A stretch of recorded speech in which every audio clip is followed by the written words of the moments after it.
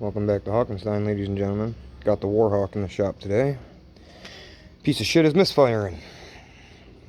Cylinder 4, spark plug way down in here. No room to do anything on this truck. Had to take the washer fluid jug out and the air box out just to get to the damn spark plug. Waiting on the parts store to come bring me my new one. Hopefully that fixes her up and she stops misfiring. A few other problems I got to work out with her, but that's where we're at today. Oh yeah, there's the spark plug I pulled out. Of course it's not going to focus.